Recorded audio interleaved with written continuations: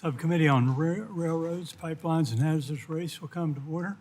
I ask unanimous consent that the chairman be authorized to declare a recess at any time during today's hearing. Without objection, show that ordered. I ask unanimous consent that the members not on the subcommittee be permitted to sit with the subcommittee in today's hearing and ask questions. Without objection, show that ordered. As a reminder, if members wish to insert a document in the record, please also email it to documentsti@mail.house.gov. I recognize myself for the purpose of making an opening statement for 5 minutes. Most of us are familiar with unfortunate and unnecessary reputation of our country for building and repairing infrastructure. It takes too long, costs too much. Many of what we would today call mega projects, like the original Oakland-San Francisco Bay Bridge and the Triborough Bridge in New York, took just a few years to build. Hoover Dam was completed in just 5 years. While delays to large projects garner all of the media attention, many of the same laws, processes, and red tape that they added years to project completion and time and cost also plague smaller projects initiated by both freight and passenger services centers, carriers. Recognizing the importance of a safe, efficient, and reliable freight and passenger rail transportation system, Congress has authorized several programs to assist those carriers who, owing to their own size and market segments, lack the resources of larger operators to invest substantial funds in their infrastructure needs. These include programs like CRISI, which serves as a vital source of funding to assist short line railroads to rehabilitate and expand infrastructure necessary for the mission to provide first and last mile freight service. Improving the efficiency and effectiveness of these programs is the purpose of today's hearing and a goal of the committee's work to reauthorize Department of Transportation surface transportation programs. Additionally, federal infrastructure funding should support core programs and construction of infrastructure. The Trump administration has inherited a backlog of more than 3,000 unobligated DOT grants. Responsibility of the administration took the time to review these grants to ensure that the best use of taxpayer dollars. Today, the department announced it approved more than 1,800 grants totaling $3 billion. I look forward to working with the administration to reduce the Biden backlog in a timely manner and ensure that federal grants are focused on improving critical infrastructure. Again, I look forward to learning the views of today's witnesses. I now recognize Ranking Member Titus for 5 minutes for an opening remark. You're recognized. Well, thank you, Mr. Chairman, and thank you for holding this hearing. You know, through the bipartisan infrastructure law, this committee made some historic investments in passenger rail, and we're seeing the impact of that all across the country. Certainly, we're seeing it in Las Vegas, thanks to a $3 billion grant from the Federal State Partnership for Intercity Passenger Rail. Brightline West has broken ground on a new high-speed train between Las Vegas and Los Angeles. I've been working to bring high-speed rail to the Southwest for many years, and I'm excited, excuse me, that it's becoming a reality. I'm also proud that this project is creating good-paying union jobs. Rail union workers are building Brightline West, and they're going to play a role in operating and maintaining it once it's in service. In fact, it's been estimated that the project will create 35,000 construction jobs and 1,000 permanent jobs, and that's nothing to sneeze at. While Brightline West is a success story, I know it's not the only model we need to support we need to support as we work to improve intercity passenger rail. We've got to remember that there's not a passenger rail system in the whole world, that operates without some government investment in capital projects. I believe we need to provide robust funding for Amtrak and competitive grants in the next transportation authorization bill. We don't want to lose all the progress that we've made over the past 5 years, and that's what will happen if we don't invest. Amtrak services are found in red and blue districts, and I'm glad to see that some of my Republican colleagues voted in favor of amendments to protect Amtrak funding for the Northeast Corridor and for the North Carolina rail system during last week's markup of this committee. There are many communities across the U.S. that will benefit from sustained federal rail investments. The Federal Rail Administration has identified 69 corridors in 44 states as ready for additional investment. These are in many of our districts with proposed lines, extensions to existing routes, or improvements to the rail service in 49 districts on this committee alone, 49 in this committee alone. Now, in addition to helping expand passenger rail service, federal rail grants also make our rail network safer. For example, the Railroad Crossing Elimination Program helps address safety concerns at grade crossings. There are over 2,000 incidences and 200 fatalities at these dangerous intersections every year. We can and must do better. The $3 billion Congress allocated to this program is helping eliminate these problems, or at least make them safer across the country. I'd like to use our time today to hear from our witnesses about how investments from the bipartisan infrastructure law are improving rail services in your communities or with your systems. And I also welcome suggestions for how we can work together to speed up the grant implementation process, whether through improving the obligation process or ensuring that FRA has sufficient staff to execute these grants. I believe that targeted change could help speed up that grant implementation and help move the systems forward. So I look forward to working with you, Mr. Webster, Chairman Graves, Ranking Member Larson, on these issues as the surface transportation reauthorization process moves forward. So thank you, and I yield back. I now recognize the ranking member of the full committee. Mr. Larson, you're recognized for 5 minutes. Thank you, Chair Webster and Ranking Member Titus, for holding today's hearing. Today's hearing is about efficiency and effectiveness in delivering rail improvements. I support these goals, and yet I am concerned this administration is more worried about the rhetoric than rolling up its sleeves to get there. In this first 100 days, the President has driven up costs and cut critical services. We've seen chaos and confusion in the constant freezing and unfreezing of transportation grants, attacks on the workforce that deliver these transportation investments, and conditions placed on grants that have nothing to do with transportation. The bipartisan infrastructure law was a transformational investment in many things, including passenger rail.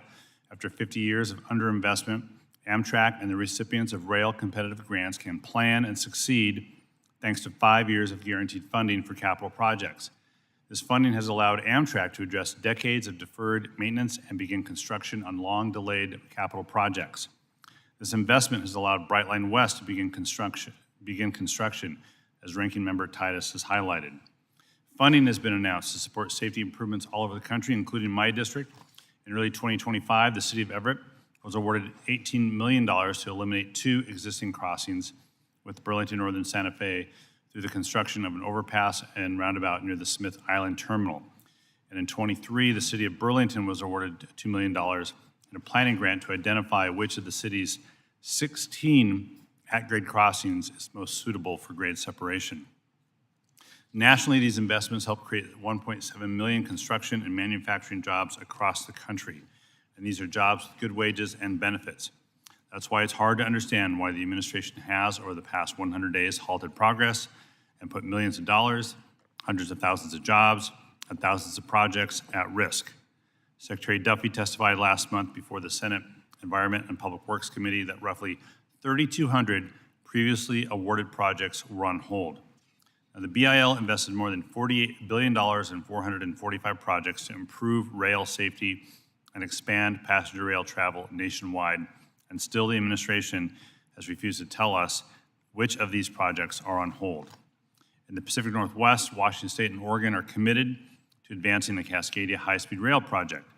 This project will connect people and communities, increase our regional economic competitiveness, and improve the quality of life across the region with high-speed rail between Vancouver, BC, Seattle, and Portland.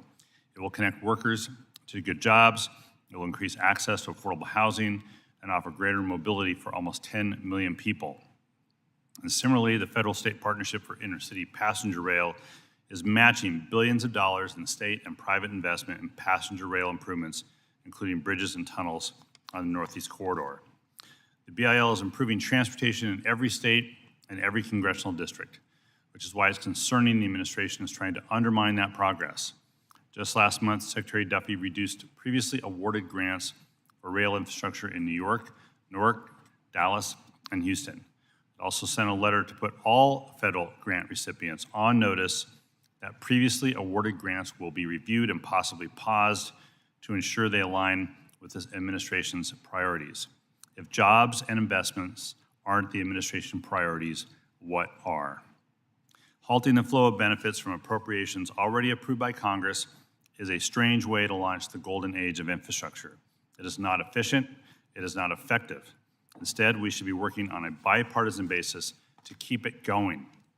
Meanwhile, the department continues to signal that mass layoffs are coming even though US DOT staff who administer grants are there to prevent waste, fraud, and abuse of the money Congress allocates.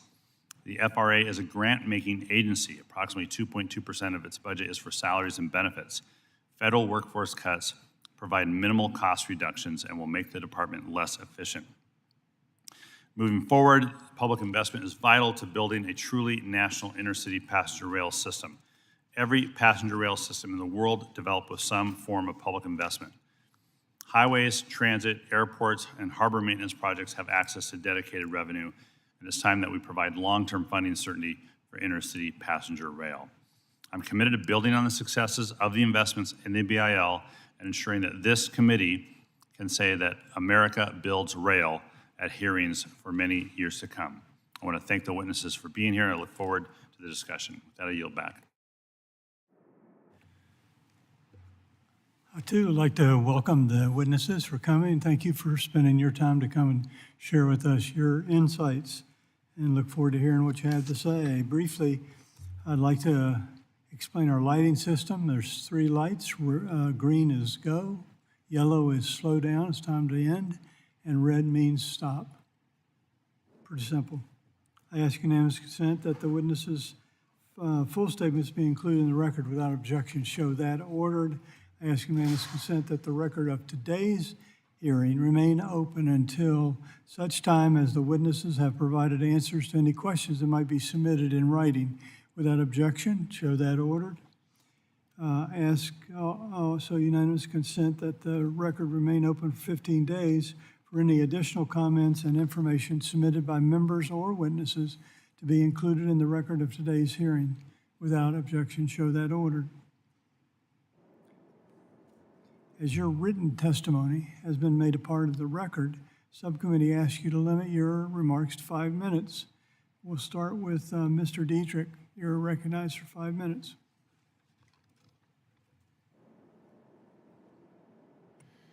Thank you, Mr. Chairman, Ranking Member Titus, and members of the subcommittee. My name is Matthew Dietrich, and I am the Executive Director of the Ohio Rail Development Commission. We are part of the Ohio Department of Transportation, and we work on projects involving rail infrastructure, including short-line grants, rail coordination for highway projects, and grade crossing safety. We use state, private, and federal funding, including FHWA formula funding and FRA discretionary grants for our work. We have used both the RCE and CRISI grant programs to supplement and leverage our state programs, a short-line program and a grade crossing safety program started by Governor Mike DeWine. We use the governor's safety funds to match RCE funding specifically for grade separations, and we use our FHWA Section 130 funds for at-grade crossings that cannot be separated. First, you have my written remarks, so I would like to summarize, but I hope to leave you with 2 takeaways. The RCE and CRISI grant programs are critical to the improvement of the freight rail infrastructure and safety. I can say without these programs, many of the 24 projects that we have received funding for just simply would not have happened without the federal programs. Second, the more we can use standard project delivery processes that state DOTs around the country use to deliver other projects, the faster we will be able to complete them. With that, I've offered the following suggestions to streamline the project delivery. As you all know, grade separations are large projects that take a long time. Therefore, the applicants use the funding they have available, which is often state or FHWA formula funds. Because modal agencies' project development processes differ slightly, there's a great deal of time spent retrofitting these applications and creating barriers to development.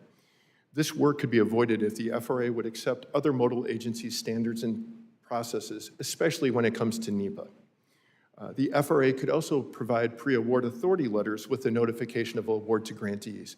There's a natural lag time with these federal grants, from NOFO to submission to notification to the kickoff meeting. My organization has taken advantage of pre-award authority letters, but even those pre-award authority letters require additional paperwork after the kickoff meeting. If the FRA could provide pre-award authority letters immediately with the notification of award, grant recipients could continue to develop these projects concurrently with the administrative processes. The documentation for a project awarded to my organization is the same required for an organization that has never received any federal funding. If the FRA developed a tiered grant process that could streamline grant administration for states, these projects could advance more quickly. For example, a great deal of the grant documentation isn't focused on the process, but on the governance and compliance. As a recipient of federal funds in the state DOT, my entire organization is structured for federal compliance. So, so having separate documents is not only redundant, but it takes a lot of time and a lot of legal review. Another thing is that FRA could pre-qualify states to administer grants by allowing us to take more responsibility of administration. And I look to the NEPA assignment as a possible blueprint. Many states, including Ohio, have NEPA assignment where we assume federal responsibilities. If a program like this could be expanded to cover the administration of discretionary grants, we could take some burden off of our federal colleagues while at the same time accelerating projects. It was mentioned about the obligation process. The obligation process right now for discretionary grants is the same for formula funds. Formula fund states have flexibility. Discretionary grant projects, you don't. That means that there's obligation. If you have construction, it's sitting out there possibly for years as you're going through the process. This creates a worst case scenario. So if FRA could revise its obligation process to more accurately represent the commitments of the agency, that would add certainty and eliminate the need to continually revise and renegotiate grant agreements as we move forward. Finally, consider allocating a portion of the program to states so we can develop the projects. Of the last award, 123 awards, only 33 received construction of funding. If we as states could have a small portion to develop projects, then we could not only develop more complete projects, but it would increase I think it would increase the number and quality of the application pool. And please accept these comments as constructive criticism. We want to work together with all of you, with our FRA colleagues, to make this program better and a success. And thank you for the opportunity. Thank you very much. Mr. Yuccolito. Chairman Webster, Ranking Member Titus, and members of the subcommittee, thank you for the opportunity to testify today. My name is Garrett Yuccolito, and I serve as the Commissioner of the Connecticut Department of Transportation, and I'm currently the President of the American Association of State Highway and Transportation Officials, or AASHTO. Today it's my honor to testify on behalf of AASHTO, which represents all state departments of transportation, the District of Columbia, and Puerto Rico. I'm proud to bring perspective from across the country and share what we're experiencing in Connecticut. Transportation's more than pavement and steel. It's a force multiplier for nearly every aspect of our lives. It's how people get to work and school, how we visit family and friends for important milestones, and how goods move from factories to store shelves. Transportation is the quiet foundation that supports our economy, our communities, and our way of life. When our transportation system functions well, it's invisible, and when it doesn't, impacts are widespread. We need to view infrastructure as a national platform rather than a one-off project. Roads in Connecticut fuel supply chains in Georgia. Rail lines in the Northeast support commerce across the Midwest. Success isn't local, it's networked. And to keep that network strong, we need sustained strategic investment that reflects the scale and complexity of the system we're depending on. The Infrastructure Investment and Jobs Act provided historic investment in our rail transportation system with $102 billion in federal rail funding from fiscal years 22 through 26. This infusion of investment has been critical to state DOT passenger and freight rail efforts. Years of deferred projects are now finally moving forward. Much of the railroad infrastructure in our country was built in the 1800s and has been neglected for generations.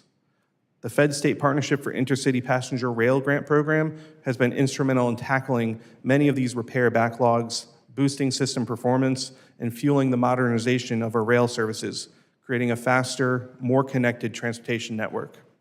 For example, in Connecticut, we're making progress replacing our aging, heavily used movable railroad bridges, including the 129-year-old Norwalk River Bridge known as the Walk Bridge.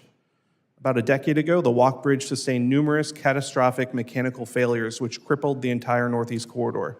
Now, thanks to the federal funding, a replacement project is underway and will no longer have to fear the impacts to passenger and freight traffic because of another mechanical failure. Bold investments like these will transform passenger rail service, improve the reliability of freight rail, and ensure people and goods can travel safely and quickly throughout our country. None of this would be possible without dedicated, sustained federal support. We need reliable, predictable funding to plan decades' worth of capital improvements. Fits and starts of funding make it difficult to plan and implement any project. This wouldn't be acceptable on our highway side, and it shouldn't be acceptable on the railroad side.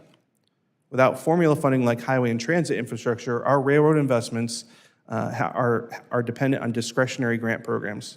This makes us more attuned to opportunities to improve the grants application process and administrative procedures. Duplicative permitting requirements and convoluted regulatory environments can delay the delivery of much-needed rail projects, which ultimately drives up costs. While it's not unique to the railroad sector, due to the difficulties working in an active rail territory, the impact can be more pronounced. This inclusion of a dedicated rail title in the next Surface Transportation Reauthorization Bill will be critical to maintaining the current momentum of state DOT passenger and freight rail efforts. But without administrative changes to improve the efficiency of our grant programs and legislative changes to eliminate costly, redundant regulatory hurdles, project sponsors will continue to encounter project delays, increased costs, and inefficiency. We do need a long-term reauthorization that extends current IIJA funding levels that keeps pace with inflation, all while giving state DOTs the ability to efficiently deliver projects that keep our communities safe and keeps our economy moving. AASHTO and its members are committed to implementing the IIJA and its historic investment in rail. With so much aging rail infrastructure, this is going to take a lot of time and effort, but we're on the way to building a future age of rail in America. Thank you for the opportunity to testify, and I look forward to answering questions. Thank you very much. Mr. Hicks, you're recognized for 5 minutes. Good morning, Chairman Webster, Ranking Member Titus, and members of this esteemed subcommittee. My name is Kevin Hicks, and I'm a Senior Vice President and Rail and Freight Market Sector Leader at Gannett Fleming Transsystems, or GFT. I currently serve on the Board of Directors of the National Railroad Construction and Maintenance Association, the NRC, and as the Chairman of the NRC's Policy and Legislative Committee. In my role at GFT, I work on business development and project delivery nationally for clients in the railroad industry. Since 2010, GFT has been helping the federal government to deliver railroad infrastructure projects, both through our design services for railroad owners, through public agency projects, building railroad infrastructure that expands freight and passenger rail capacity, and also by assisting the FRA in oversight of the successful delivery of projects that have some federal investment through an FRA grant. The firm has provided oversight for over 500 grants across the U.S. Prior to joining GFT, I spent the first 25 years of my career with the Union Pacific Railroad, serving in many engineering positions and ultimately working my way up to AVP and Chief Engineer of Design. Though I now currently reside in Omaha, Nebraska, I grew up in Congressman Burleson's district in the town of Ash Grove, Missouri. I'm honored to join this distinguished panel today and to provide a perspective on this important topic. As I mentioned in my opening, I serve on the Board of Directors of the NRC. While GFT is just one member company within the NRC, our member companies generate more than 100,000 jobs nationwide, supplying, building, and maintaining freight, passenger, and industrial rail networks. The NRC supports the continued funding of the FRA grant programs at existing or increased funding levels. We appreciate the committee focusing its attention on the issue of improving the efficiency and effectiveness of federal rail assistance. Let me preface my comments by saying that I think the staff of the FRA is full of hardworking and talented individuals, and my comments are not an indictment on them. Let me first describe at a high level a few of the issues from our perspective. More detailed information is included in my written testimony. First, the selection process is slow. The grant award selection can take about around 6 months after the application is submitted. With the influx of funding from the IIJA, the size and complexity of the NOFOs has increased, which has impacted the speed of selecting projects. Second, the grant takes too long to obligate. It takes 6 to 18 months on average to obligate a grant after selection. It takes too long to deliver projects, and the waste due to delays in the forms of administrative and planning costs, inflation, and lost opportunities for alternative use of capital hinder us from achieving our capacity expansion goals. Regarding NEPA, it takes a very long time to obtain environmental clearances. The project sponsor is not able to engage with FRA or USDOT on the NEPA process until the grant's awarded. Third, delays to project implementation. Numerous factors impact project readiness, and most of these factors are outside of the FRA's control. But the FRA could do more to avoid future delays by having project sponsors better define the status of these factors in advance of obligation. Now I'll turn to some ideas to help enhance the process. Our recommendations for reforms focus around 3 key themes: creating project pipelines, sufficient and consistent staffing, and stakeholder agreements. Congress should consider directing FRA to identify a pre-approved or at least a prior vetted pipeline of projects. FRA should consider further standardization of the grant applications, thereby reducing the effort required both in preparation and in review. In addition, the agreements and scopes of work should be more formulaic and template-based. FRA could also consider existing grant programs and having FRA could also consider consolidating existing grant programs and having separate programs for preliminary engineering or PE and NEPA versus final design and construction grants. For final design and construction grants, FRA should require PE and NEPA to be completed in order to be eligible for funding. This would help to ensure that the projects selected for final design and construction are truly ready to be delivered in an acceptable time frame. FRA should also commit to an expedited NEPA process timeline and eliminate NEPA requirements where states have existing or duplicative requirements. To help make the grant agreement processing time more efficient, there needs to be sufficient and consistent FRA staffing with experience, capacity, and the ability to make decisions. Empowering FRA project managers to be decision makers would help address the problem. And regarding stakeholder agreements, the FRA should require PE, cost estimates, and stakeholder concurrence within grant applications. A sign-off form or letter template would make it easier for the FRA to collect and verify stakeholder concurrence. Thank you for the opportunity to share our perspective today. I look forward to answering any questions you might have. Thank you very much. Now, is it Bevel? You're recognized. Chairman, Ranking Member, members of the subcommittee. My name is Kristen Bevel. I'm General Counsel and Chief Legal Officer at Pensley Railroad Company. I also serve as an elected Vice President on the board of the American Short Line and Regional Railroad Association. The Pensley Railroad Company owns 8 short line railroads across the country that offer freight services, transloading, railcar storage, and industrial development opportunities. At Pensley, we operate 850 miles as the first mile, last mile to our customers, connecting them to the national rail network. Most short lines began with the purchase of an unprofitable branch line from a much larger railroad. Those short lines didn't have a lot of money, weren't in great shape, and didn't have much traffic, often suffering from years of deferred maintenance. But the local entrepreneurs who took over these lines and to make a go of it, including the Pensley family, which is our company's namesake, were very successful. In fact, today, there are 600 short line railroads that manage a third of the freight rail network. Short lines operate in 49 states, support 478,000 jobs, and produce $56 billion in value added to the economy, and yet account for only 6% of the freight industry's total revenue. We are small businesses that are critical to the communities in this nation. For decades, this subcommittee has supported policies that have allowed short-line railroads to survive and even thrive. Almost all of you on this committee have a short-line railroad in your district, and Pinsley's Grenada Railroad operates in Congressman Cohen's district. This hearing today focuses on federal rail assistance and its efficiency and effectiveness. Let me assure you, federal dollars are critical to our efforts to grow as short lines. Although we invest up to a third of our own revenue in maintenance, the backlog of projects to upgrade rail and bridges to modern standards on short lines is $12 billion. That's a staggering number.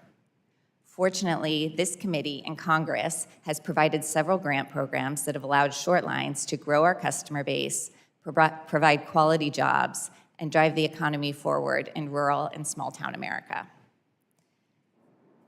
As Congress looks to reauthorize the Surface Transportation Bill, our top priority is robust and advanced appropriated funding for the CRISI grant program. It's the only federal grant program that short lines are eligible to apply for directly, and it's been transformational. 240 CRISI grants have been awarded to short line railroads.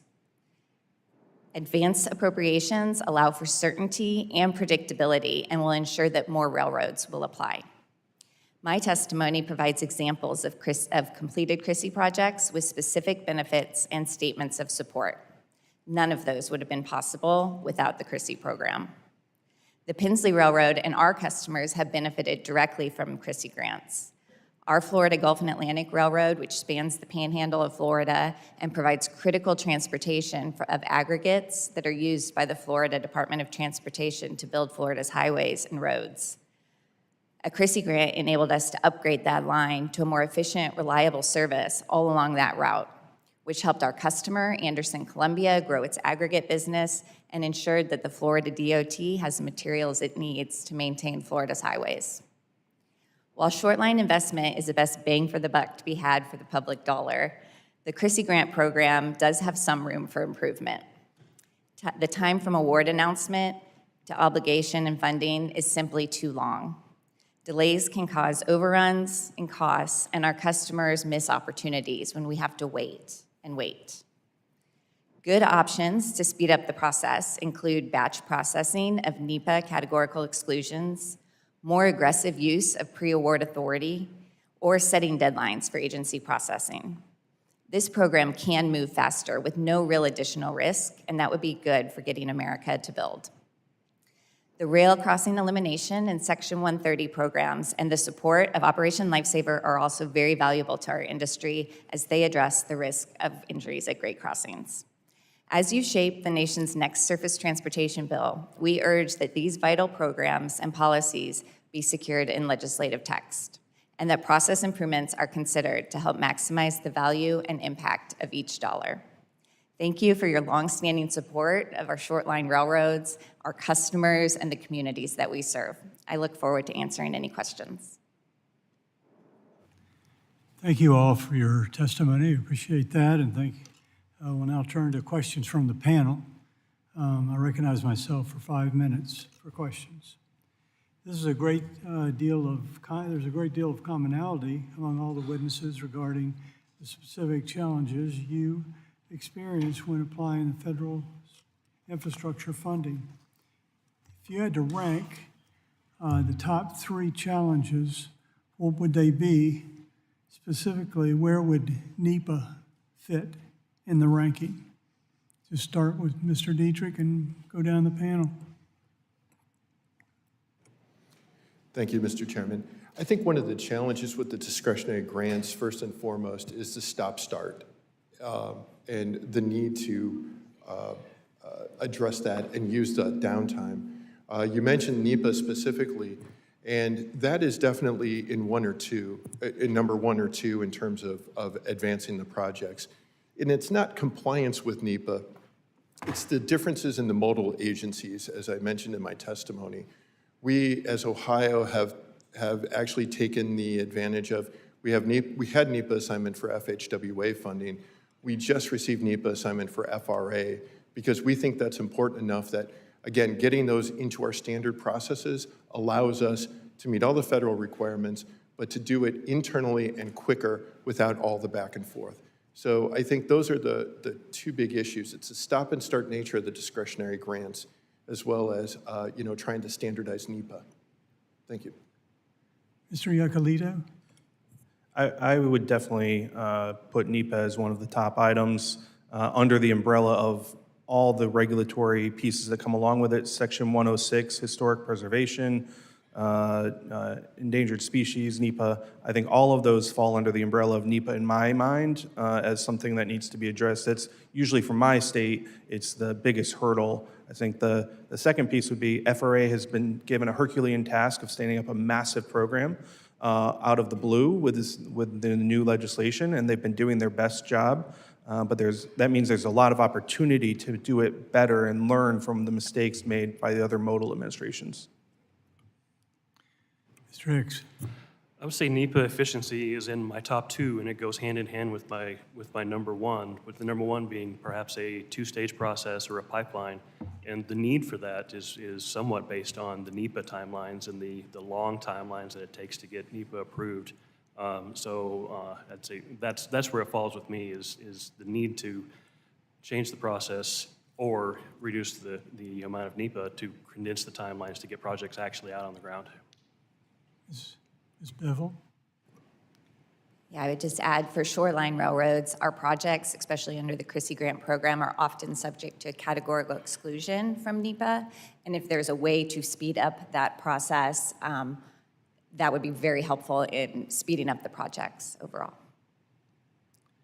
So if NEPA process was streamlined, how would this reduce both the project cost and also the time of completion? I'll start with Mr. Dietrich. Thank you. Thank you, Mr. Chairman.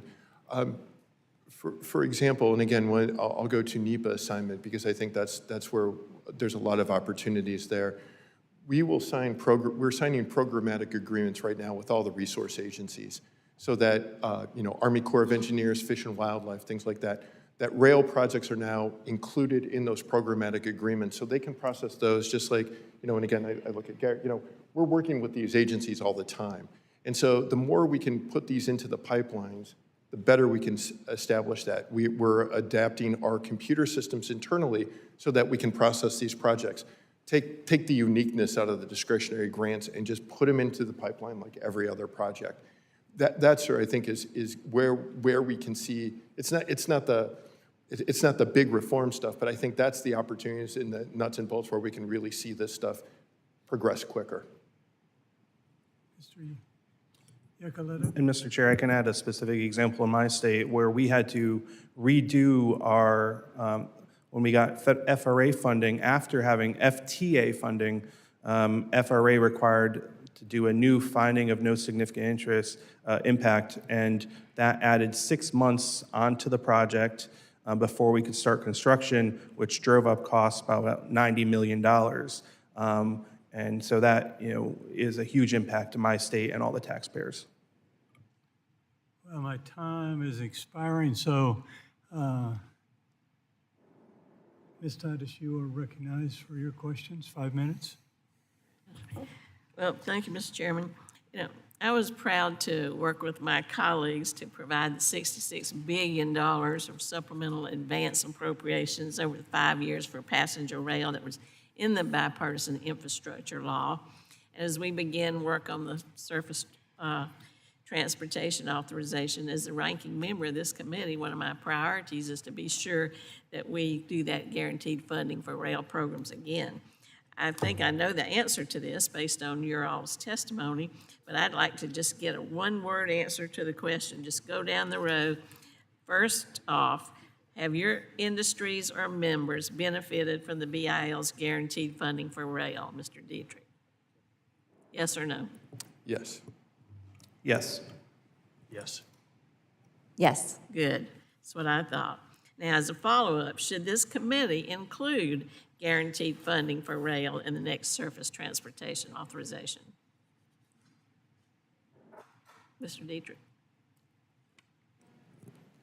I apologize for my ignorance, but I don't necessarily understand what the difference is, a rail title or just rail funding? Just rail money. guaranteed. Yes. Oh, well, how about a title? I don't, like I said, I'm a little bit out of my element here, so. Just give me the money, huh? Sorry. Well, whatever you want to call it. Okay, that's a good answer. Yes. Yes, we support rail funding. Yes, we would like to see advance appropriations for Chrissy program. Great. Well, I agree with you, and I think that's what we should do. Another question, Mr. Eucalipto, I'll ask you. In your testimony, you asked Congress to reauthorize and fund the Corridor ID program.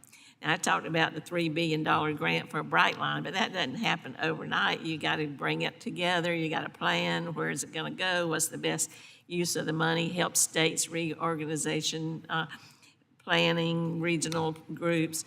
Could you talk to us a little bit about how you think this will help states and how this will be a good thing to consider into the new bill? Yes, thank you for the question. The Corridor ID program, I think, is really beneficial because it allows us as states and applicants to make the case as to why we should be making this longer-term investment. It allows for future applications for capital funding to be more well-reasoned and well-justified, so we can make the best use of the taxpayer dollars we're being given. There's a lot of work that goes into trying to plan where we should be building future rail service, rail lines, or increasing capacity and improving existing rail lines. And that takes a lot of work. We need the partnership with the FRA to be able to do that work, to do the service development planning, to then come back to the FRA, to Congress to make the case why we should be continuing to make those investments. Without doing that pre-planning work ahead of time that Corridor ID allows, it's really not 100% baked applications for future funding. Thank you. Some places we need improvement, some places we need expansion, and we need to identify those places and move forward on those projects, and this would help to do that. Absolutely. Mr. Dietrich, you mentioned about multimodal, multiple transportation projects, some of the logistical challenges. Could you talk a little bit about anything that the FRA could do with the Federal Highway Administration to bring that coordination that we need, or move it along faster, or do grants simultaneously? Elaborate on that. Thank you for the question. That's one of my favorite discussions. I think that, again, if we could standardize some of these processes, literally, my staff has developed a cheat sheet between our project development process at the state DOT and FRA. And when we're talking to consultants, we have to tell them which one we're using. So the more we could standardize those processes and for the modal agencies to accept those processes, and NEPA is just one of them. It goes above and beyond that. But the more those could be standardized at the US DOT, the easier it'll be. Garrett had mentioned about FTA funding. We had a project with a grade separation where from the time of the application to award, we were awarded FHWA formula funding from our state DOT, a substantial amount, $2 million, to progress the project work. Because we were able to progress that work, we thought everybody be very happy. When the award came along, we actually lost $70,000 of the award because we advanced planning without that pre-award authority letter. So those are the, there's language in the legislation, especially IIJA, that counted those expenses, especially for the RCE project since the award. So, it was the first time in my career that bringing additional resources to a project was not met with celebration. So I think, again, that standardization of the processes and allowing us states, especially the DOTs, to develop these projects in the interim. I hope that answers your question, but I think it's all about standardization. And if I might, I also think it's about scalability. Right now, the grant agreements, it's a one-size-fits-all, and unfortunately, it seems like it's lowest common denominator. So again, if they could be scalable for the type of project that we're looking at, I think that would be beneficial too. Thank Maybe you. you share that cheat sheet with us. Yes, I will. Thank you. I yield back. Mr. Owens, you're recognized for 5 minutes. Thank you, Chairman Webster and Ranking Member Titus, and today's witnesses. Thank you for convening this important hearing as the committee begins to work on the service transportation reauthorization. For my home state of Utah, this hearing could never be more timely or relevant. Authorized by the FRA just 1 year ago, the Salvage Tooele Railroad is Utah's first new railroad in decades. This 11-mile short line under construction in Tooele County will connect the Lakeview Business Park in Grantsville to Union Pacific Main Line near Interstate 80. Further south, construction is underway for the Salvage Railroad in Iron County, a key component of the Utah's Island Port Authority's Iron Spring project area.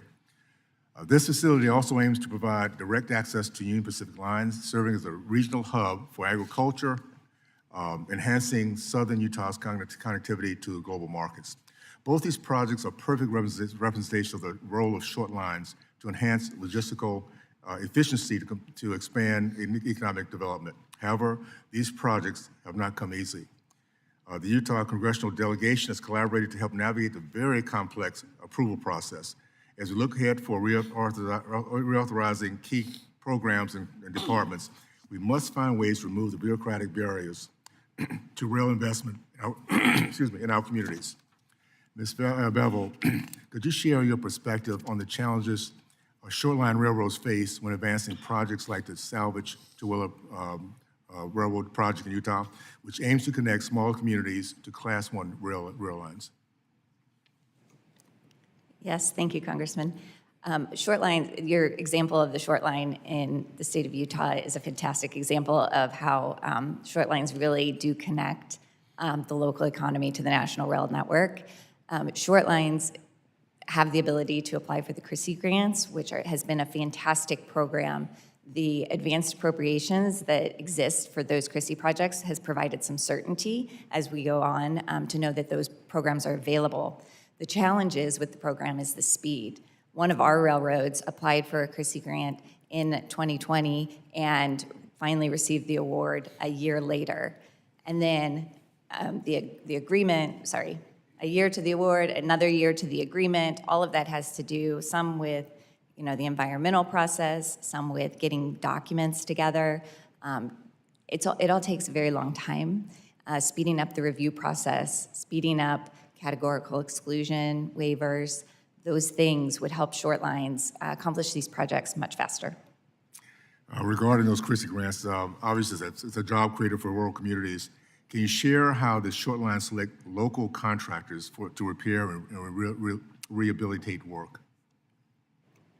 Yes, absolutely. So short lines, we don't typically employ big track gangs to replace our rails. When we win these CRISI grants, we have to hire contractors, and those contractors provide really good paying jobs, good local jobs in our communities. Okay, thank you. Mr. Hicks, earlier you suggested that FRA established a project pipeline as a way to pre-screen and evaluate projects before the grant application is submitted. Can you elaborate on how you envision this working in practice? Well, I definitely don't have the details all worked out on how that would happen, but we have discussed the corridor ID program. I think that's somewhat of an example on how you could establish a pipeline of projects, get them into the pipeline, awarded, vetted to do the preliminary engineering, do the NEPA, do the things that take a little bit more time, and then get a solid list of projects available to work from when moved into final design. So maybe it's a two-stage process where you have one approval for the preliminary work, and then after that is completed, then you move on to the second stage of authority to do the final design and construction. That's somewhat how I would see that working. Okay, thank you. Now I'll yield back. Thank you. Thank you. Now, the ranking member, Mr. Larson, you're recognized for 5 minutes. Thank you, Mr. Chair. First for Mr. Hicks, in your role in supporting FRA grant obligations, do you know how many grants at FRA are on hold for review? Thank you for the question. No, Congressman Larson, I do not know what that number is. I do know that our firm has seen a slowdown of those in the last several months. And so recently, Sorry, a slowdown of those on hold or a slowdown of grants going out? A slowdown on the, excuse me, what was the A question? slowdown on grants being on hold or a slowdown on grants going out? A slowdown. first there was a slowdown on putting them on hold, and now that it seems to be moving a little bit more. A little bit, yeah. So it's greater than zero. Yes, for sure. Okay. Do you have any sort of idea of characterizing them? Are they ones that have been awarded but not obligated? If it's obligated by the FRA, is FRA seeming to move forward, and we're looking at only ones that have been awarded? From my perspective, it seems to be both pre and post, where just in the last several months, just not a lot of movement on both until here recently. Yeah, okay, thanks. Same for you, Mr. Ucolito. Same question from AASHTO's perspective. What do you, on the FRA grants, what are you all seeing? Yes, thank you for the question. So initially, I think we did see kind of Sorry, initially, as in of January 20th. we saw like a pause on action on grants, both at the staff level and within FRA and getting them out the door. I will say from my state's perspective, we have numerous grants from the FRA because we sit on the Northeast Corridor. Within the past month and a half, we've seen staff action begin to occur. They've begun processing environmental documents, so there's been a reaction of many of our grants, which is welcome news for me in my state. I know other states are saying the same thing. At AASHTO's level, we did express to USDOT the risks of any slowdown on grants, because when you work in the construction industry, especially in the northern climates, you have time of year restrictions in which you can actually do work in the field. And so any delay of any kind to a construction project, to any federally funded project, could have substantial impacts in postponing it for the next year. So we're glad to see some of our grants begin to actually have action. Yeah, Ms. Bevel, on the Short Line Railroad Association, are you tracking that issue of grants being awarded, then paused, then going out, or do you have any sense of what's going on there? Yeah, I think we've had a similar experience where there's a short pause in January, but we're seeing things moving now. And then, Mr. Dietrich, from Ohio's perspective. Ohio's perspective is consistent with the rest of the committee, where we just got some pre-award authority letters for an RCE project, and we're getting more documentation now for the grant agreements. Great, thanks. So, Mr. Ucolito, this week I'd just kind of try not to be too state-based myself, because I have a broader responsibility, but every once in a while I get to be, and met with Washington and Oregon's Chambers of Commerce this week, who have a collective view that rail is core infrastructure. Certainly for our state, we're in a corridor ID program. From your perspective at AASHTO, are you considering rail as core infrastructure as we're moving towards a rewrite of the Surface Transportation Bill? Yeah, we absolutely consider rail to be core infrastructure. AASHTO will be holding our spring meeting next week, and we'll be voting on numerous resolutions tied to what we'd like to see Congress do for reauthorization, an entire section of resolution just dedicated to rail. We know it's critical. It's the connective tissue for our economy, both for passenger and for freight, and without it, our economy would grind to a halt. Yeah, that's great. With that, I yield back. Thank you. Mr. Burleson, you recognize for 5 minutes. Thank you, Mr. Chairman. Mr. Hicks, in your testimony, you highlight that there are more than 500 independent rail contracting companies in the United States who perform $10 billion worth of rail infrastructure construction and maintaining work annually. And my question, Mr. Hicks, is can you highlight the work that your companies do and how it impacts the broader rail industry? Absolutely. Thank you for the question, Congressman Burleson. NRC represents engineers, consultants, railroad contractors, railroad suppliers that are from all 50 states, all over the country.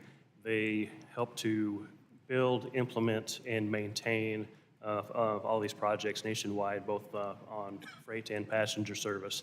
So there are multiple companies out there in all of the districts that are performing these services of supplying and building these projects nationwide. So it contributes to hundreds of thousands of jobs in the implementation and construction of the projects and maintenance of them. And especially under the Biden administration, is the implementation of strict federal regulations, has that made it more difficult?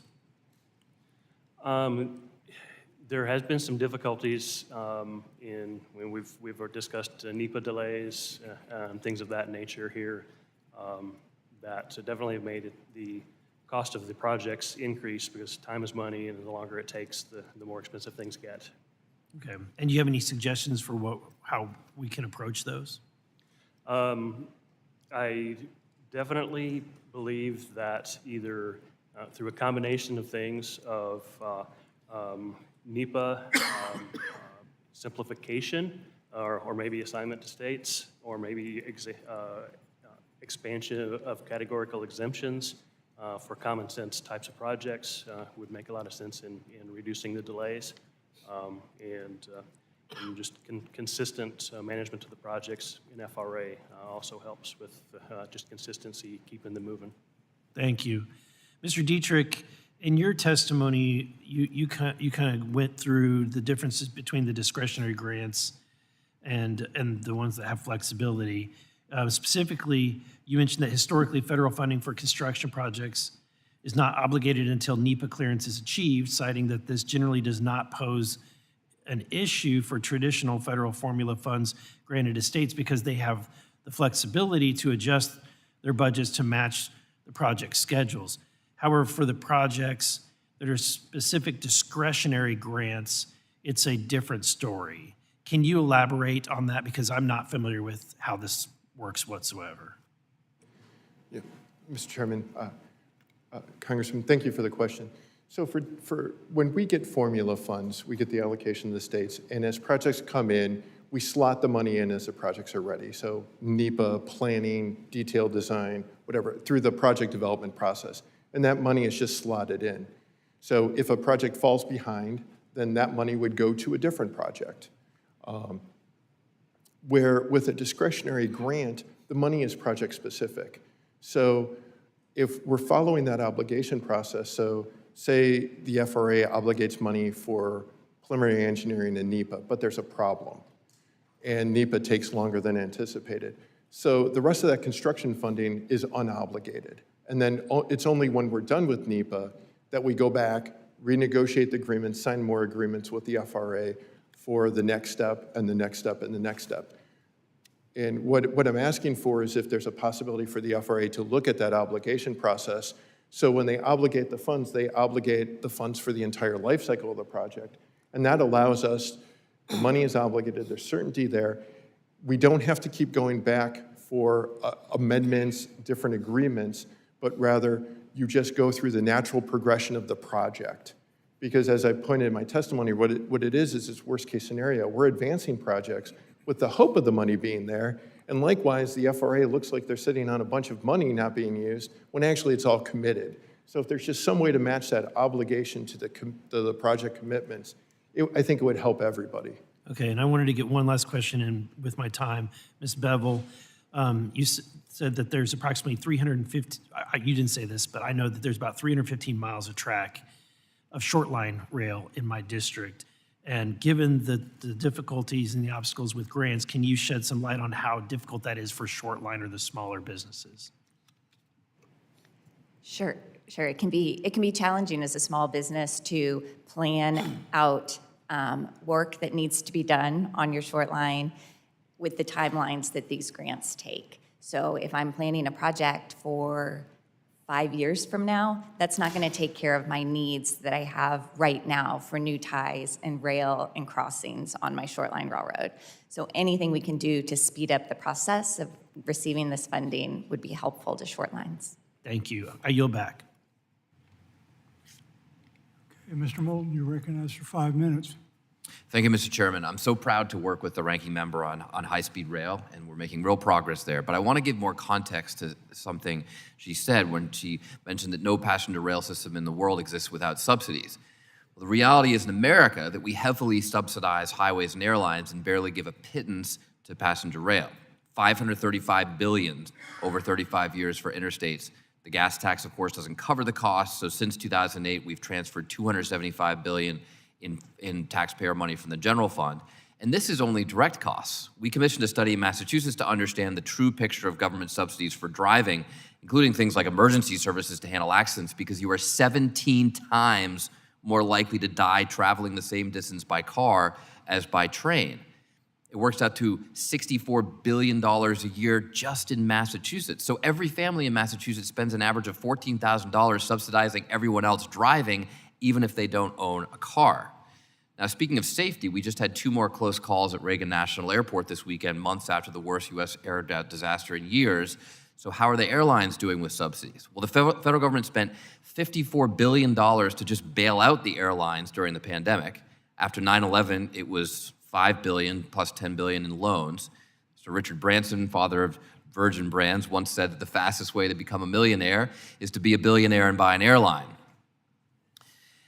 On top of this, we give massive subsidies to airlines without a second thought through the FAA, the TSA, and billions of building airports. Our private airlines would lose money hand over fist without that help. Congress just approved $12.5 billion to modernize air traffic control. Remember that, Mr. Chairman? Very analogous to positive train control, the next generation of rail traffic control, and yet Congress didn't pay for that at all. We made the railroads pay for it themselves. Railroads invested nearly $11.5 billion to install PTC. In fact, the only transportation system in the world or in America rather, that truly operates without public subsidies is our freight rail system. And that speaks to the innate efficiency of the things you're talking about. So I think that, look, if my colleagues truly believed in the free market, we would let these modes compete. That's the way other countries handle transportation funding. Rather than just pour billions of taxpayer subsidies into highways and airports, they find out which solution makes the most sense. And so there's not some vast high-speed rail conspiracy that infects every other developed country in the world except for the United States. It actually just is more efficient. It also happens to be better for public safety, economic development, housing, the environment. And yet one of the biggest cost drivers of high-speed rail projects is the environmental reviews. So that makes no sense. In terms of a level playing field, Commissioner Iccolito, when I drive from Boston to New York on Interstate 84, why is there no stoplight where it intersects with I-91? We want to make sure to get people through efficiently and safely. Right, so you don't have to stop, right? You have a transfer, okay? And yet, Connecticut says you value the Northeast Corridor and you encourage your citizens to ride trains. And yet, on the busiest passenger rail corridor in the country, where the line diverges from Penn Station to Grand Central, there's no interchange. Why does Connecticut have no plan to build an interchange? Because right now, 2 trains show up at the same time. One of them has to stop and wait. So I know with that specific case, the Metropolitan Transportation Authority, MTA in New York, they are working on Penn Station access to improve throughput into Penn Station. We in Connecticut... Well, I would just ask, and if you could take this for the record, how many highway interchanges has Connecticut built in the last 100 years? Because you have not built a single modern rail interchange, like we're just discussing, at this intersection that is so critical, that delays thousands of passengers every day. It would be interesting to hear that. Let me also ask, does Connecticut conduct highway maintenance at night to minimize disruptions? Yes, we do.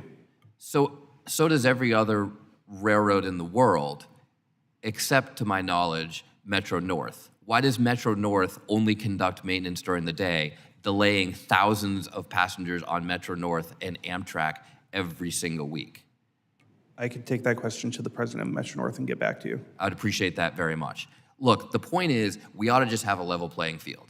It's crazy that a mode of transportation that is so fundamentally good for public safety, good for the environment, constantly gets hampered by government reviews and red tape. That's why this hearing is so important. But we also have to have a comprehensive picture of the subsidies here, because it's so out of whack. We're subsidizing all the inefficiencies in highways and airlines, and we've got this amazingly efficient system that we hang out to dry. Thanks, Mr. Chairman. I yield back. Mr. Fong, you're recognized for 5 minutes. Thank you, Mr. Chairman, for holding this hearing on the future of federal rail assistance. I appreciate the testimony from the witnesses as we assess how best to steward taxpayer dollars in support of America's transportation infrastructure. We must take a hard look at what has worked and what has not. In my home state, the California High-Speed Rail Project is regrettably a textbook example of government mismanagement and fiscal irresponsibility.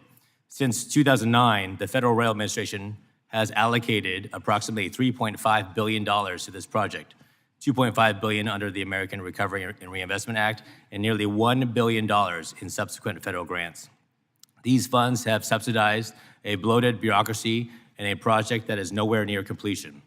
Originally pitched to voters as a $33 billion system connecting San Francisco to Los Angeles, the price tag now exceeds over $100 billion, with no direct connection between either of these cities in sight. Instead, we have carved up my community, California's Central Valley, to create a stranded asset with no utility. This is not just a California problem. It's a national issue because it's federal taxpayer money being wasted. Congress cannot and should not continue to send resources to this project that has no accountability, weak performance metrics, and no realistic path to completion. The California High-Speed Rail boondoggle highlights exactly what happens when lofty promises collide with poor planning and unchecked spending. It should serve as a warning, not a blueprint for future federal rail investments. As we consider rail grants going forward, we must demand results. Investments must have clear deliverables, cost discipline, and independent oversight. If I can ask, in terms of one area of investment is short line rail projects. Ms. Bevel, first and last mile service is absolutely essential for supply chain and goods movement for shippers, retailers, and the short line rail industry. How does first and last mile impact shippers? How does first and last mile impact shippers, and what steps are needed by Congress to improve efficiency and reliability, and what kind of safeguards can we put in to ensure viable projects are supported? Thank you for the question. Short lines impact shippers in an incredibly positive way. Most short lines are local. The folks that work on the railroad live in the communities where the customers live. We are the first mile, last mile. We're there to adjust service. We can be flexible and bring the national network to those customers. So oftentimes you will hear customers say that they want to locate on a short line because of that service. Providing that service requires intensive capital improvements to our short line railroads. That's track, rail crossings, and the CRISI program really provides a lot of benefit in that way. Having advanced appropriations, knowing that funding is going to be there is important, and being able to get those dollars into short line railroads' hands. Thank you very much. I'll just throw, just because my opening statement was so focused on high-speed rail, but in California, but it is clearly just the biggest waste of money. I mean, I represent an area where I see the damage every single day.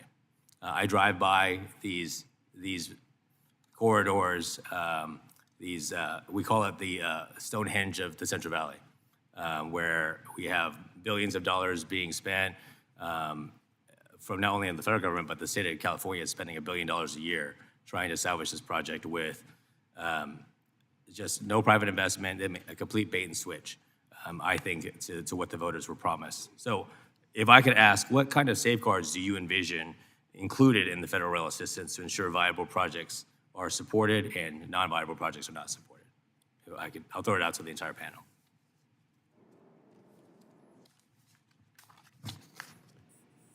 Congressman, I don't know if this is equivalent, but during my testimony, I said that one of the things that we do is we use the federal funds to supplement our state programs.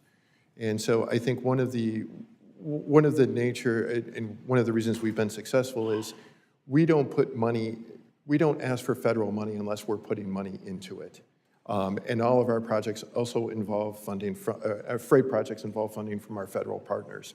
So I think using state programs such as my own is kind of I don't want to say a litmus test, but a screening process. So what makes the CRISI grant program work for us is that it goes through the same screening as if we were going to give it state money. It just becomes an order of magnitude and a scale of can we handle this with the state program? Is the scope appropriate for federal funding? So I think having those screening mechanisms at the state level might get to what you're talking about. Again, it's not an apples to apples comparison, so I apologize. I appreciate that. I've run out of time. I might trust the Ohio government better than Sacramento, but I yield back. Ms. Fisher, you're recognized for 5 minutes. Seem to work. There we go. Thank you, Chairman Webster and Ranking Member Titus for holding this hearing, and thank you to the witnesses for being here with us today. As members of this committee are well aware, prior to the passage of the bipartisan infrastructure law, there was no guaranteed source of funding for intercity passenger rail. The 18 states who fund Amtrak service, including my home state of North Carolina, would have to wait until after Congress finished the appropriations process to know how much money would be available for passenger rail service and projects that year. The majority completed the fiscal year 2025 appropriations process in the middle of March, halfway through this fiscal year. It's not hard to imagine how that would make project planning and budgeting for state DOTs immensely difficult in a world without the guaranteed BIL funding already in place. Mr. Ucalito, can you speak to the way BIL has impacted the ability of states to plan for passenger rail projects? Yes, thank you for the question. When we look at transportation infrastructure investments across all modes, having reliability and predictability of funding allows us to do long-term planning of where we should be investing our funds, where we should be allocating our staff resources, which are very limited. If we don't know that funding will be there to apply for or to receive, then we may be hesitant to invest our staff resources and a lot of our planning resources towards those projects. The IIJA having this ability to know that these funds are available to go after, states like mine have been able to redirect our resources, make long-term plans for infrastructure projects that we never thought we'd be able to actually execute. And then I know in other states, they have other projects that they're looking at implementing. We talked about one in Nevada, but also I know North Carolina is heavily investing in rail, and those states are now, they see the opportunity, they're dedicating the resources at the state level to match those federal funds. And that's the important thing that my colleague from Ohio talked about. Everything is matched with state and local funds as well, so it's a force multiplier in investments. Indeed. North Carolina is using a federal-state partnership for intercity passenger rail grant, the largest grant award in the history of our state, to establish the S-Line, providing a better, faster, and more efficient connection between North Carolina's rail network and Virginia's, and thereby connecting my state to the expansive Northeast Rail Corridor. Any reduction or delay in this grant would increase project costs, have a direct and negative impact on job creation, and would endanger years of planning and collaboration between the North Carolina DOT, freight rail companies operating in our state, and the communities in which the S-Line has been promised. So, Mr. Ucalito, what would happen if the FRA were to suddenly reduce the size of one of those grants you and your team are currently executing?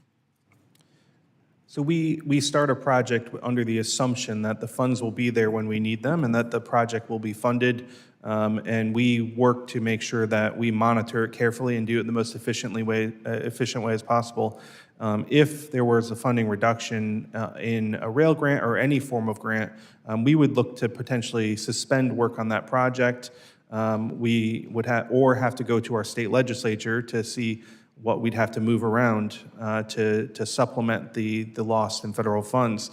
It's difficult then to look at the landscape of all the infrastructure needs in our state. What projects would we suspend or pause? And in my state, my state DOT, we have a bin of unfunded projects. So in this case, we would put that project, put it in the bin, and then hope that funding would become available in the future. And it would put people out of work who may be lined up to work on that project. Thank you for that. And lastly, can you speak a little about how you and the Connecticut DOT are working with the U.S. DOT to ensure that you're able to protect your state's existing grants and execute on the FRA's requirements? Thank you.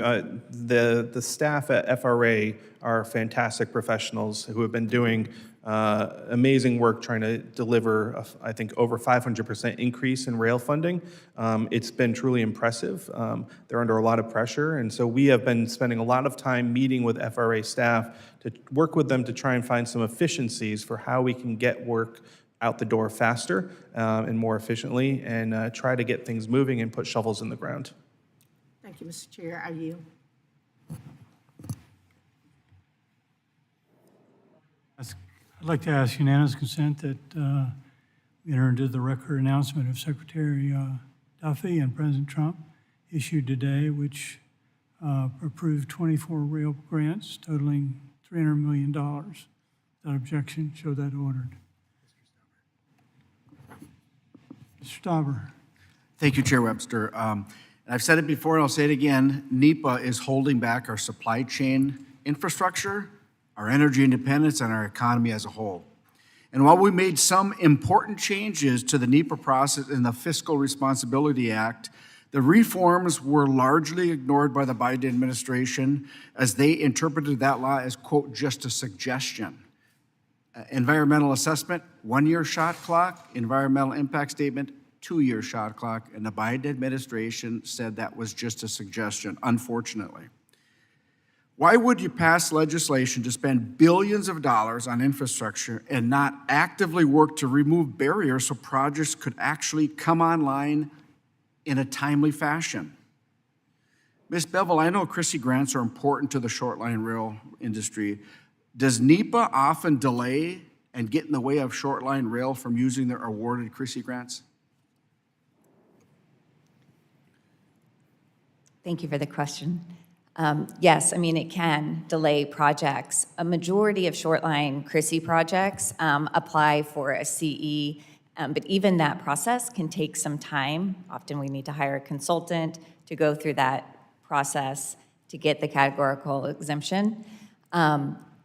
If it's a bigger project, say a larger bridge or a build-out of some stretch of rail, then the NEPA process can take a very long time and can add to us completing the project years. Which is years, which is a lot of money and a lot of time, right? It is, yes. Okay, so you mentioned categorical exclusions. Tell us where that would be a benefit. Explain to us why and where that would be a benefit for the short lines.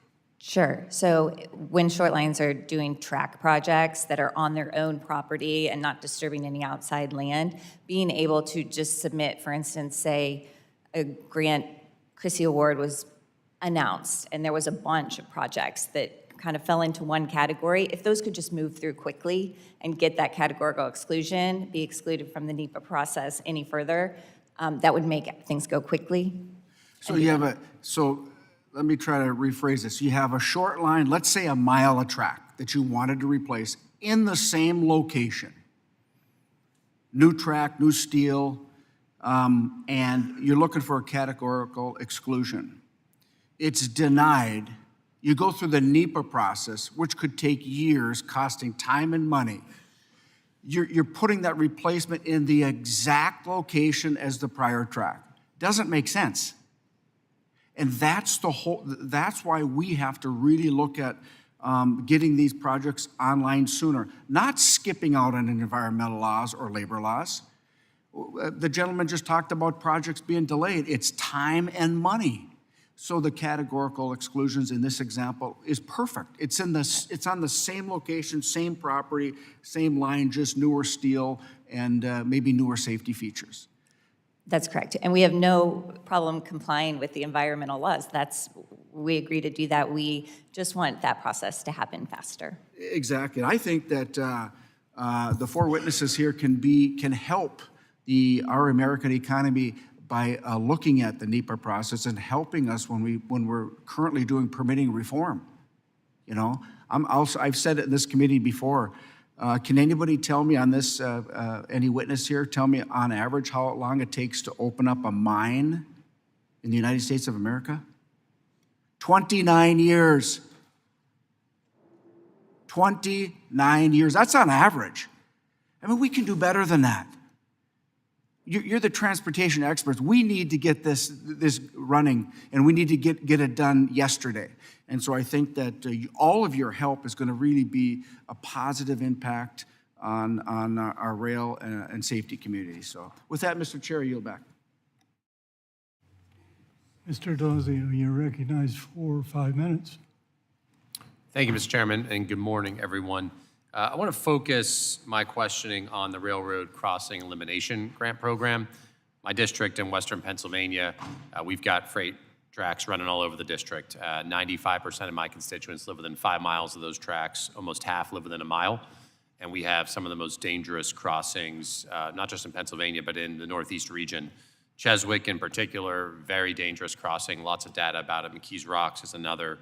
And so I think that Railroad Crossing Elimination Grant Program is essential. It's a very important one. I know the railroads agree with this. I know communities have been begging us for more action from the federal government. But a complaint that I often hear is that these grants are very difficult for small communities to apply for and get. And in Pennsylvania, and in Western Pennsylvania in particular, lots of smaller municipalities, boroughs, townships struggle to get this funding. And so, Mr. Ucalito, Mr. Dietrich, I'll start with each of you.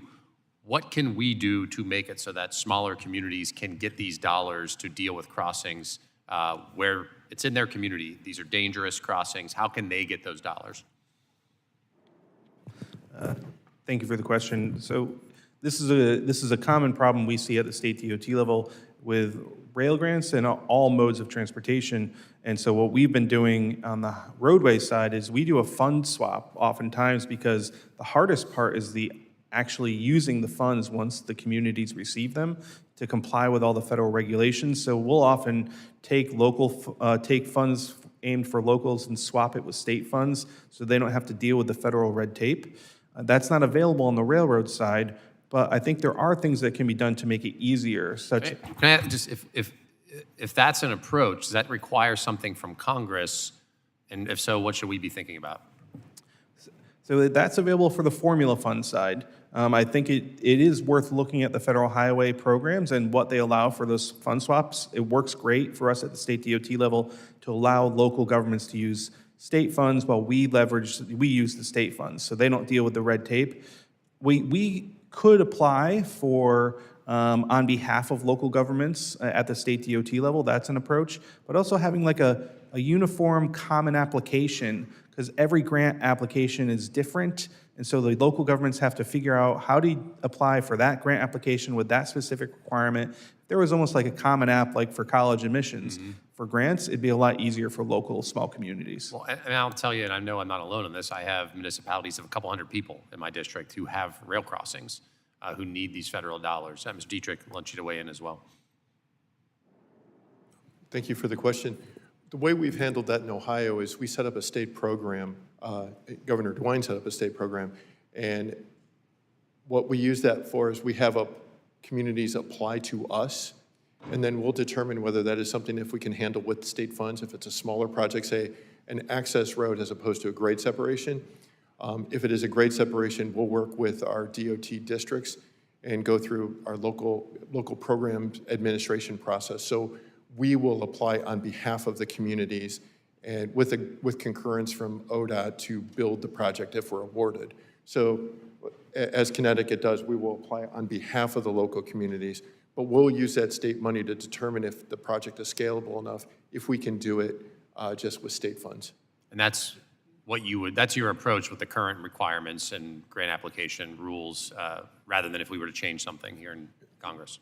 Yeah, and it gets to more of the complexity of just administering federal funds. I mean, I think one of the things that is really important to note, we deal with federal funds all the time, so we're set up to do this. But like the shoreline railroads of small communities, whether it's Chris ERC, they're just not set up to do it. And I mean, that is something that we as states have been taking on that role. It's a traditional role through the formula funds it's not a traditional roll through the discretionary project. So we struggle as states on how to best assist local communities, how to best assist short lines.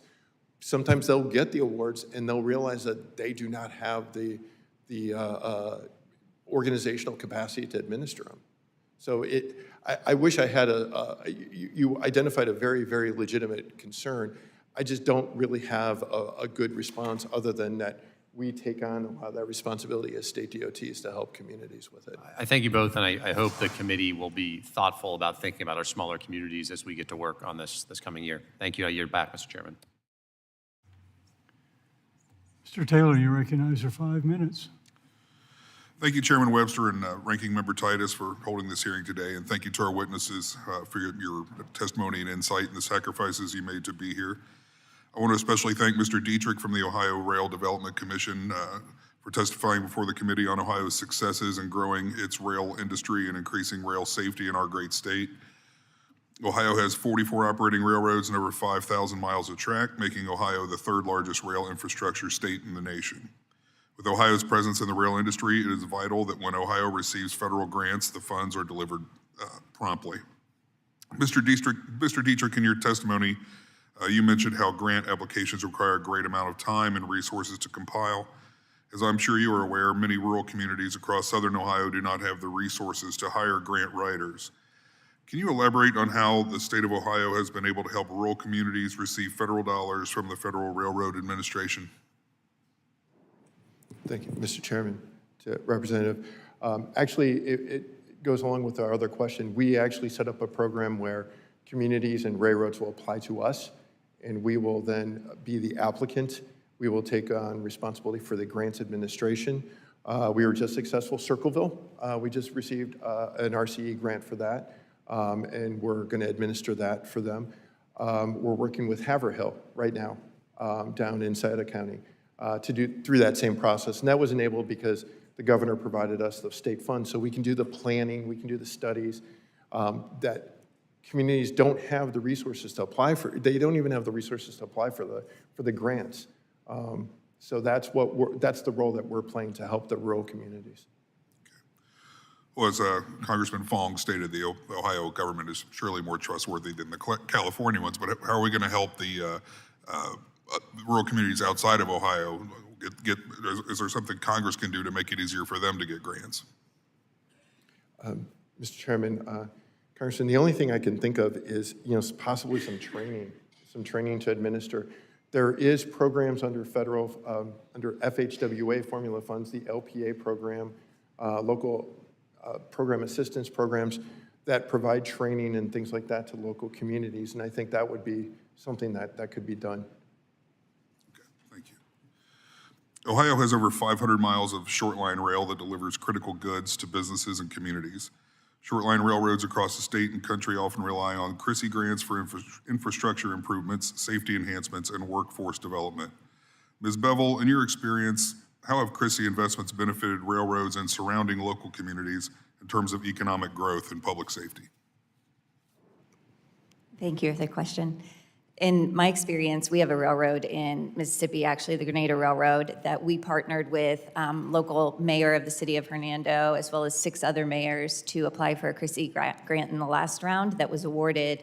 And that grant will expand capacity, which will eliminate blocked crossings and also upgrade numerous crossings across these small towns in Mississippi. That's a way that we've really partnered with the locals to promote public safety. Thank you. Mr. Dietrich, again, we've talked a lot about the NEPA process in here today. Do you have an idea of how Ohio administering the NEPA process itself, how much that sped up the process of getting permits out? Thank you, Mr. Chairman. Congressman, we just received it in December, so we're just embarking on that.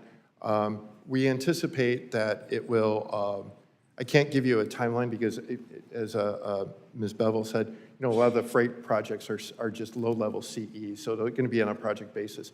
The low-level CEs, I think we'll be able to process, almost batch them out, I think, especially if they don't involve railroad right-of-way. So there's going to be an immense amount of time savings on those projects. The larger grade crossing elimination projects with real estate acquisition, things like that. Those would still be more on timeline. Our anticipation is they'll be more on timeline as if they were FHWA or just standard ODOT-led projects. Okay. Thank you all very much, and yield back. Mr. Johnson, you're recognized for 5 minutes.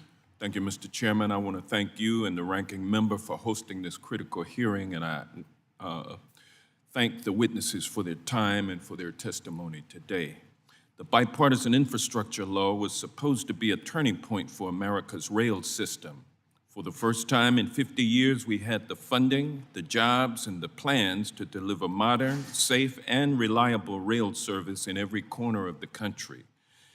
It was about giving communities, many of which had been waiting far too long, access to the transportation services that they deserve. However, instead of building on this historic investment, we're witnessing reckless actions threatening to undo it all. Under this administration, we've seen grants slashed, funding blocked, and workers laid off. These actions aren't just inefficient, they are actively stalling progress, driving up costs, and delaying projects essential to providing the rail service the American people were promised. These cuts are stripping away jobs from the very people who are supposed to be rebuilding our infrastructure, upgrading our tracks, and designing the rail systems of the future. It's a direct hit to the workers who make sure we're on track for progress. We need more than an empty declaration. We need reliable, predictable, and dedicated funding for rail in the next surface transportation bill. The American people deserve better service now, not 10 years from now. They've been waiting long enough. Our investment today will create jobs, improve safety, and finally connect people to the services that they need. It's time to get back on track. Let's finish the job we started and make sure that the promises we've made to the American people are kept. Mr. Hicks, as we work on the surface transportation bill, it's critical that we evaluate how the Federal Railroad Administration is delivering on its mission, not just internally, but through contractors it relies on to carry out that work.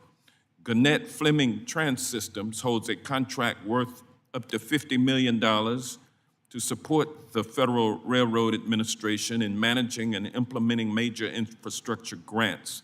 We all know the grant process can be complex, especially with the scale of investment we've seen under the bipartisan infrastructure law. However, with that level of responsibility comes an expectation that this process is constantly improving and not stalling. Mr. Hicks, when did Gannett Fleming Trans-Systems begin work under its $50 million FRA grant? And how many people are currently working on this project? Thank you for the question, Congressman Johnson.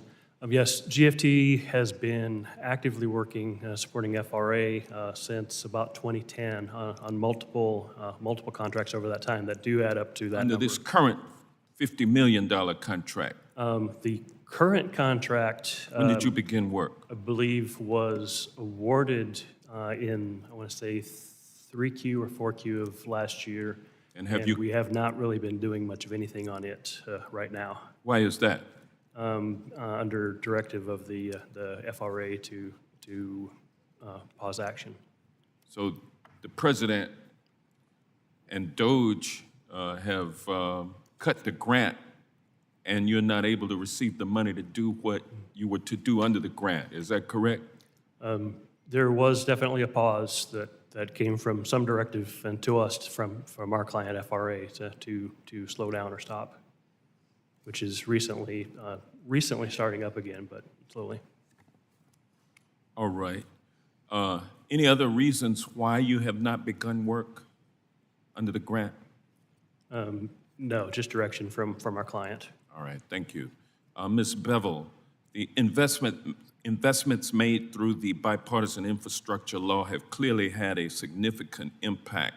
Can you discuss the ripple effects we are seeing from these investments, particularly from shippers and carriers, and what will happen when the money dries up or if the grants remain paused?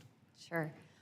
One of the major causes of derailments for a short line railroad is lack of ties and failure of the track.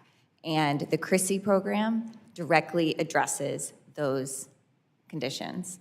Putting money into our track then allows our customers to have efficient, reliable service. They rely on the short lines to get goods to the National Rail Network, and we need the track to get them there.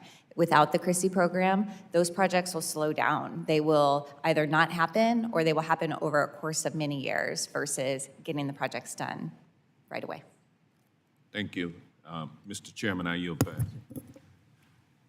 Mr. Niles, you're recognized for 5 minutes. Thank you, Mr. Chairman. Thank you for all our witnesses. Had an opportunity not so long ago to go down to Fort Worth and Western Railroad, located in the great state of Texas.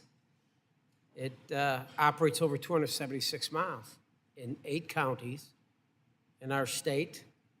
So, Ms. Bevel, I know we've talked a lot about CRISI, but explain to the people that are watching this how valuable robust funding is for these rail safety programs like CRISI. Sure. Most short lines began from purchases from larger railroads of unprofitable branch lines. And so short lines have a lot of deferred maintenance. In order to correct that maintenance, programs like CRISI really provide the ability to invest in the track.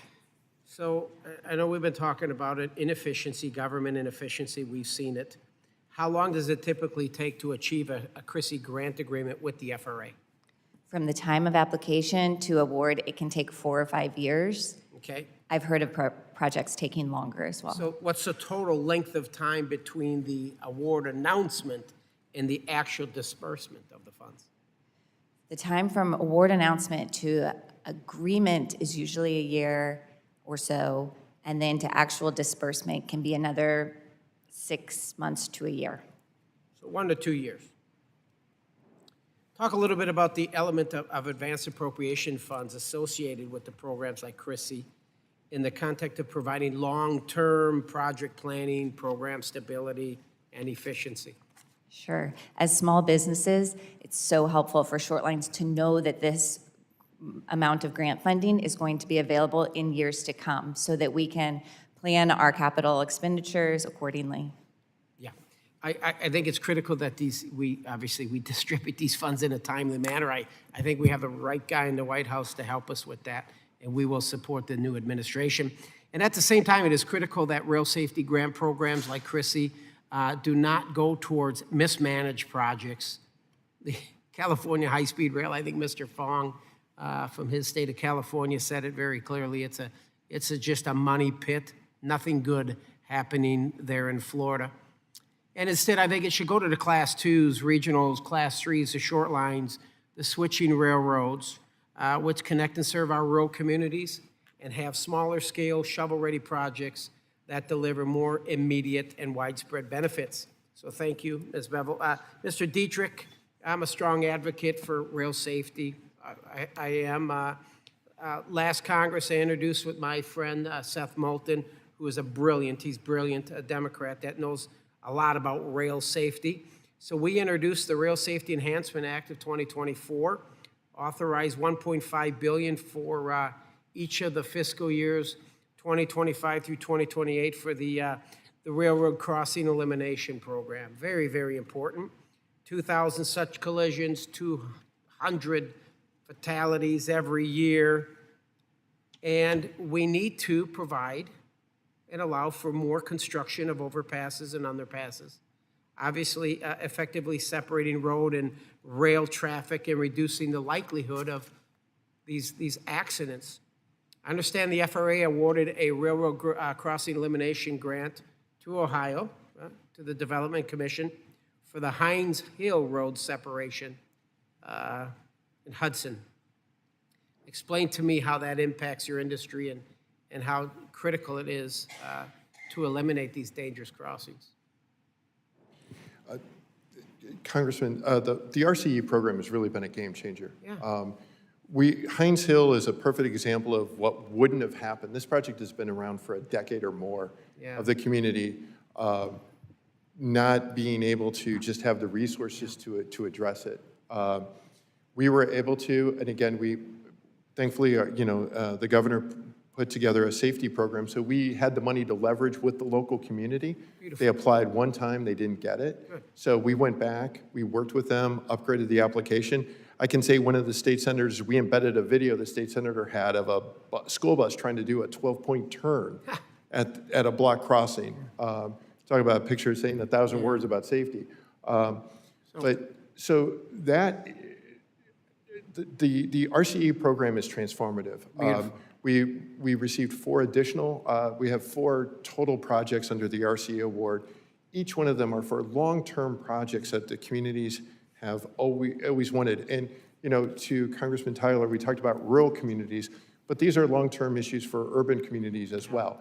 So it really, the program is, like I said, I can't speak enough about how transformative the program is. Fantastic, thank you. I yield. Mr. Ryan, you're recognized for 5 minutes. Thank you, Mr. Chairman. Thank you to all of you for being here. I'm probably going to hit on some of the common themes that, in a good way, are bipartisan and important in our districts, and really appreciate each of you taking your time today and the work that you do. I represent the Hudson Valley of New York. It's about 2 hours north of New York City. Very significant rail infrastructure and presence. Thousands of miles of both commuter and freight, mostly CSX on the freight side, and Amtrak and Metro North in terms of passenger rail. I have over 100 rail crossings in my district. All of them have been challenged at varying degrees in terms of safety and rail safety, but there are 5 specific areas that I just want to quickly talk about in leading up to a question about the RCE program that we just heard from questions from my colleague on. So in the city of Kingston, my hometown, actually 35 very fast-moving, heavily weighted trains per day going through a densely populated urban area, carrying waste, petroleum, industrial chemicals, all critical things, but a long-standing pattern of safety issues there. Same in the city of Newburgh, where we've had near catastrophic derailments co-located next to the major water supply for another one of the major urban areas of my district. In the town of Ulster, along the CSX freight line, multiple tragic fatalities. In one case, due to the literal lack of any pedestrian signage at a known crossing site, including most recently in 2023. In the town of Saugerties, an entirely ungated rail crossing on a major road without any warning signs that in 2017, a constituent riding in a taxi was actually killed as the taxi driver was lost and unaware of where they stopped right in the path of an oncoming train.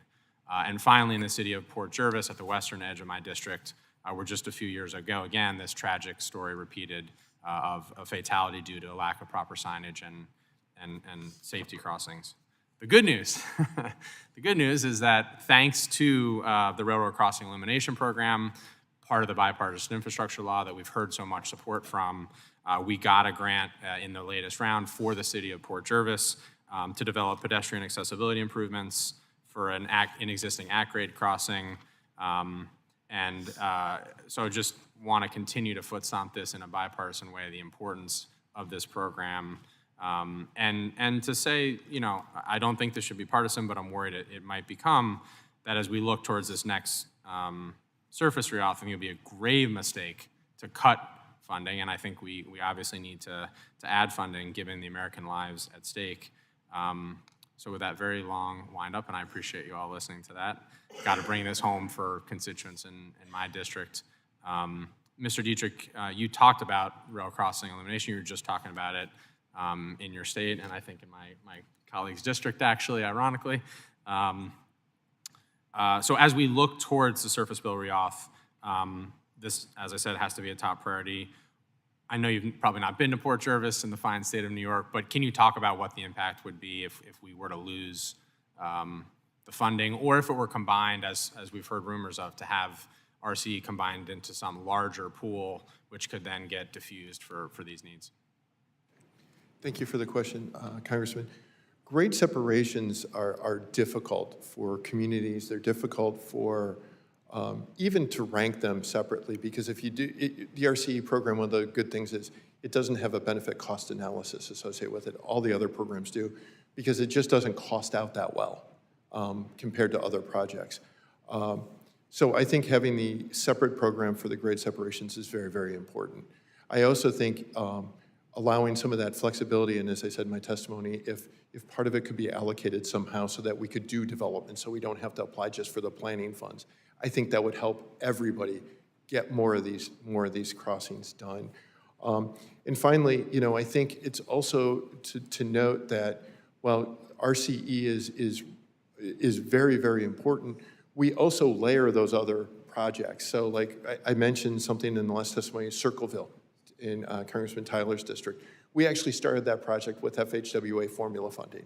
So, you know, blending these things, it becomes more of a kind of an economic development funding stack as opposed to a traditional, you know, local federal partnership. It's made up of a lot of different money, including private railroads.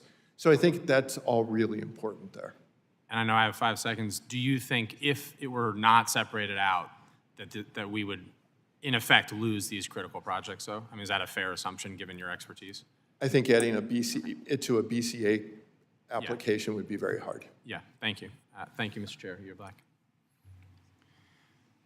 Ms. Sykes, you're recognized for 5 minutes. Thank you, Mr. Chair, and thank you for all of the members here our witnesses here to testify. Really excited also to hear about so much Ohio love. I have been saying on this committee, we are the heart of it all, and hearing my colleagues from not only California and Texas commend us for all of the work that we do just lets me know that I am on the right track, pun intended. And so I do want to talk, obviously, about the topic at hand and specifically about passenger rail in Ohio. And this is something that has become very near and dear to me for a lot of different reasons, considering what's happening in Ohio. And so with the passage of the bipartisan infrastructure law, there's been a renewed interest in capacity for infrastructure from coast to coast, and one in Ohio was Amtrak's 3C+D corridor expansion. This 3C+D is a proposed passenger rail line to reconnect Ohio's largest cities, Cleveland, Columbus, Cincinnati, and Dayton, through reliable modern rail service. However, none of the C's in the 3C+D stand for Canton, and there is no A for Akron, which is in Ohio's 13th district. The plan will put together Cleveland, Columbus, Cincinnati, Toledo, Detroit corridor, and there is no stop in the Akron-Canton area. There really isn't a whole lot to offer for the eastern part of the state, which, as you know, Mr. Dietrich, is fledgling with lack of economic opportunity and very rural, and it would be a boon to have some type of mobility there. In fact, back in 2011, former Governor Kasich returned and sent back $400 million of federal highway or federal rail money back to the federal government that went to states like California, although we did just get a boon for how our state operated. The money that would have come to Ohio over a decade ago went to the state of California. And Mr. Dietrich, I know that you were the Federal Rail Commission chair at that time when the decision was being made. And so this conversation is about rail plans and projects and why they take so long. But I know that most of the argument is about NEPA, but it takes a whole lot longer to raise $400 million and turn it away. And that, I would say, is probably a more damning problem as to why we don't have rail. So if you could talk to us about that decision that you were a part of so many years ago and how it has held back passenger rail in Ohio. Thank you for the question. While I was Rail Commission chair, we were the agency that developed the project, and so that decision was made at the executive level and not involving the staff in terms of returning the funding. I will say that brings to a point that for whatever reason, as we develop passenger rail, there is a policy component or a policymaker component. I think that's one of the great things about the Corridor ID project is that is one thing that allows for us to do the planning. And so as in the state of Ohio, as you mentioned, we're advancing 2 corridors right now. And what that program allows us to do is it allows us as a DOT, as subject matter experts, to advance the project to a point where then we can provide that information to the policymakers in the state, which is, for us, it would be the executive branch and the legislative branch and the General Assembly, present those projects to them, and then they can then determine appropriately whether they want to move on to the next step or not. Thank you so much. But, it still seems to amaze me that sending back $400 million, and I've seen estimates of upwards of 16,000 jobs out of the state of Ohio, a state where we are losing population and need as much job support and economic development as possible. Obviously, I was not in the legislature, I was not in Congress when those things happened, but now that I am, and I have a community who is asking for rail, I looked at the rail improvement, or the state rail plan from 2019. There was a request from folks in the community for a stop in Akron-Canton to go out into the Akron-Canton Airport into the community. I have a letter from the Akron-Canton Advocacy Alliance, which is the Greater Regional Chamber and the Greater Akron Chamber, requesting that Akron-Canton be a part of this, and consistently we have just been told no. And so, Mr. Dietrich, we haven't had a chance to talk about this publicly, but please tell me and share with this community why Ohio's 13th congressional district and my community is not eligible and should not get passenger rail as in your purview. Well, again, it's not ineligible. The applications that we submitted, especially the 3C and D, were based on historical studies. I can say that we have revived some of that work that was canceled back in 2011. That work did look at a routing through Akron, but it was ruled out as not fitting the purpose and need of the project. And when I say purpose and need, that's a very technical term, not that it's not needed in the community. We are going to be reviewing that process through step 2 as we move for that corridor. So all those will be reevaluated. I would suggest for the Akron community something that other communities have done. There is a great deal of, I don't want to say misunderstanding, but education needed with passenger rail, the differences between commuter rail and intercity passenger rail. And I think, some of the comments there, I've talked to some of the local transportation officials there and asked if they could, work together to provide some kind of clarity there in terms of we can't have good times between major cities. Like, one request was to connect to Pittsburgh. Another request was to include in the 3C and D. Another request was to connect the airport. And another request was to look at commuter lines to Cleveland. From a technical standpoint, those are all different projects to us, and they fall under even different funding sources and grant sources. So I'm happy to, again, continue to have that conversation. But I think that's something where we can help the community by providing guidance, and as we talked about, which is the right program to apply for these things. Thank you, Mr. Chair. I yield back. Mr. Garcia, you're recognized for 5 minutes. Thank you, Chairman, Ranking Member, and of course our 4 witnesses. Freight movement and the related infrastructure have a tremendous impact on Chicago, with over 7,400 miles of railroad tracks and thousands of rail crossings. We're very familiar with rail and the benefits and challenges that come with it. We've got kids in my district who have to choose between crawling under idling trains blocking the crossing and being late to school.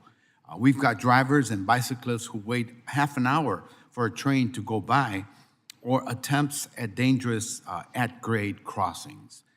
And we've got entire communities affected by idling trains, which contribute to bad air quality. So in 2021, I introduced a bill to establish a grade separation program to increase and reduce the collisions at rail highway crossings. And I'm proud that the IIJA created a grant program that did exactly that, called the Railroad Crossing Elimination Grant Program. These grants have already been coming to projects in my district and across the country to make crossings safer, but we've still got a lot of work to do. Commissioner Ucalito, Why are programs like railroad crossing elimination grant programs critical for states to advance rail safety improvements? And two-part question, what types of safety projects can be advanced thanks to the IIJA's increased eligibility? Thank you for the question. As you rightfully pointed out, a lot of times if drivers are waiting or bikers or pedestrians are waiting for extended periods of time, they often will be more likely to take risks. It's true on the railroad side, it's true on the roadway side, where if people are waiting a long time to cross, they may take a risk and cross when it's unsafe.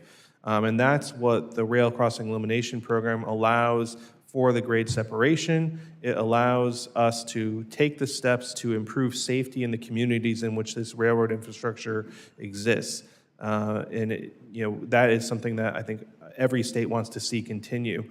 In my state of Connecticut, we are using state funds right now, and we're hopeful to apply for RCE funds in the future to try and create a sealed corridor so that our heavily traveled Hartford line can have modern safety equipment with quad gates, lights, camera detection, and then in some of our communities with freight rail, we're doing pedestrian crossings and better lighting there for the pedestrians and signals so they know when it's safe to cross and when it's not safe to cross.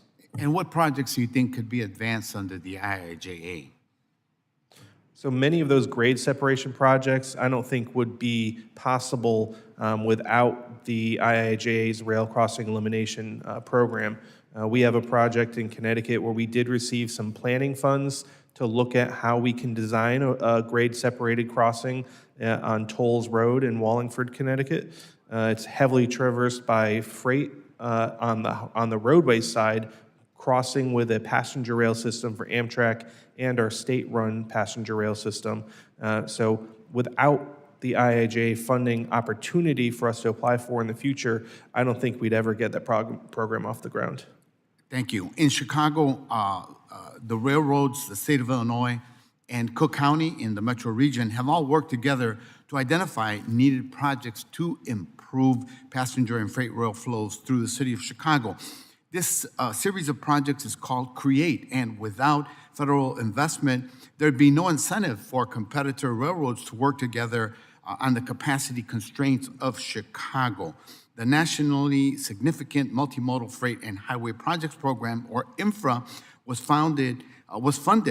has funded several CREATE rail projects with IIJ funding.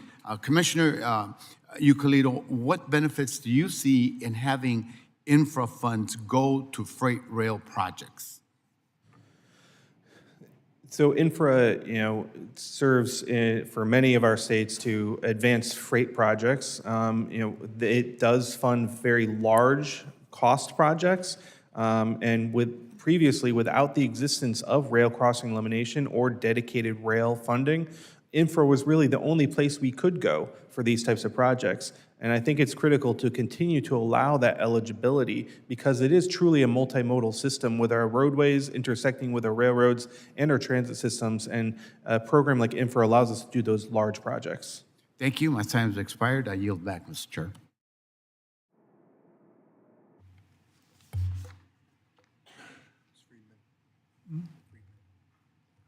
Ms. Friedman, you're recognized for 5 minutes. Thank you, Chair Webster and Ranking Member Titus, and to our witnesses for coming to join us today.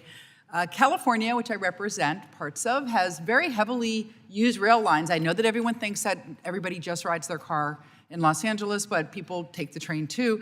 In fact, my mother lives near Laguna Beach, and I take the Surfrider down from Los Angeles very frequently. And there have been many times where I've been on that train when it's been standing room only. In fact, I've had to go to San Diego at times where they run out of seats and people are standing in the aisles. And it's great that people want to be riding these trains, but we also need to do more to give people a pleasant ride at the same time and to accommodate all the riders that we have. That line that goes up and down the California coast has about 3 million riders annually, and it's the second busiest inner city rail corridor in the United States. And it's got a lot of challenges. As you know, there's tracks that are falling into the ocean kind of over and over again, and we can do a lot better. Now, we are seeing private investment in some of our lines, with Brightline now working on what I think will be one of the most popular train lines in the entire country between Las Vegas and Los Angeles. It's going to be quite the party train. But one thing that we don't have is rail line that's anybody knows about or takes between Los Angeles and Palm Springs, or Coachella, which are other huge destinations. Just a week ago, I had to go to Palm Springs for a meeting, and it's not fun. Let me just tell you to drive. I mean, Palm Springs is fun, but driving there is not fun. But we have tracks, but we don't have Amtrak service that goes reliably between LA and Palm Springs. I think there's one train that takes, for some reason, 4 hours, leaves it at about 10:30 at night and arrives around 12:31 a.m. in Palm Springs, and I'm not even sure if it's daily. So we have a lot of opportunities in Los Angeles to increase ridership, deal with congestion, get cars off the road, and have a more pleasant experience. So I wanted to ask Mr. Euclid what we can do to improve existing high ridership lines in the United States. You know, it's not a NEPA issue, but we have places like LA to Palm Springs that make so much sense, but we don't have any service at all. We've got LA San Diego, where people are taking it. We have maybe 8 trains a day, but they're overcrowded. So what can we do to target fixing and improving these lines? Thank you for the question. So Connecticut is heavily rail dense state, and what we encountered is we inherited a lot of old rail infrastructure. Some of our movable rail bridges are 130 years old, and we inherited it from the private sector when they went out of business. And so it's been a continuous try and make the investments we need to bring it back up to where it needs to be in 21st century standards. And so what IIJA has allowed us to do is make the investments we need into our existing infrastructure to do better signaling technology, better crossover and change points, upgrade the tracks, and improve the overhead power, the catenary system. And that will allow us to increase capacity on the rail lines and get more trains moving. You know, on the Northeast Corridor, we have over 600,000 trips per day, and we can increase that by continuing to make the investments in the system to bring it up to modern standards. Thank you. And let me ask you a follow-up. Do you think that programs like the FRA Restoration and Enhancement Grant Program, which I'm sure you are utilizing, are they oversubscribed? Is there a bigger desire and need for these grants to upgrade our infrastructure so that we become a first world country, or is there plenty of money lying around? I think my state alone could probably use all of the available funding for those programs. Thank you. And what about cuts that we're seeing to the Department of Transportation and others? Is that something that's going to help your efforts to modernize and improve your system and get people rolling on these rail lines? Or do you think that that's just a neutral and okay thing? So we have a really great relationship with the staff at FRA as well as the other modes. We are waiting to see what happens with all the people who have taken the deferred resignations. We do know that administering grants is labor intensive, so it's going to require, maybe we're going to have to look at, do we need to change the whole process around if there's going to be a reduced staff capacity?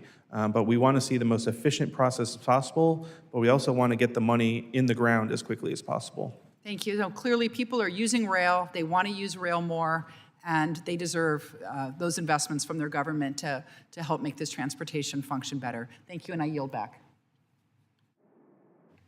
Mr. Nadler, you're recognized.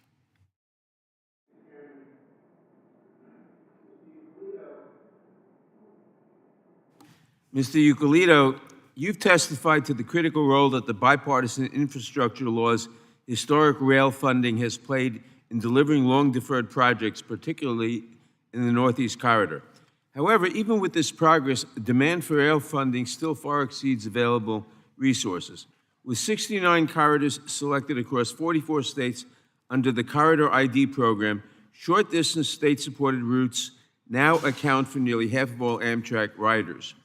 In your view, how important is it for state DOTs and ongoing projects that Congress expand funding levels for rail programs like CRISI and the federal-state partnership in the next Surface Transportation Bill? Thank you for the question. So, from AASHTO's perspective, the historic funding that was provided in the Infrastructure Investment and Jobs Act really needs to be a base when you also account for inflation. Inflationary costs have driven up project costs for us to do any of the work we need to do on the railroad. And so without accounting for that and seeing the increase in the next reauthorization to at least account for that inflation, we're going to go backwards in where we need to be, because we have historic investments that need to be made due to the age of the infrastructure that we are trying to repair out there. Thank you. As part of improving the Northeast Corridor, Amtrak is working on the Gateway Program, a series of projects to improve travel on the most congested section of the track between Newark, New Jersey, and New York Penn Station. Recently, Secretary Duffy reduced the previously awarded grants for the Northeast Corridor, including 2 in 2 weeks for Penn Station and Dock Bridge, and threatened other federal grantees. Mr. Iccolito, what could reduced or uncertain funding for Northeast Corridor infrastructure projects mean for the reliability and capacity of rail service used daily by residents in the tri-state area? Due to the size of the investments we need to make in our infrastructure around the Northeast Corridor, I think we need predictable and reliable funding.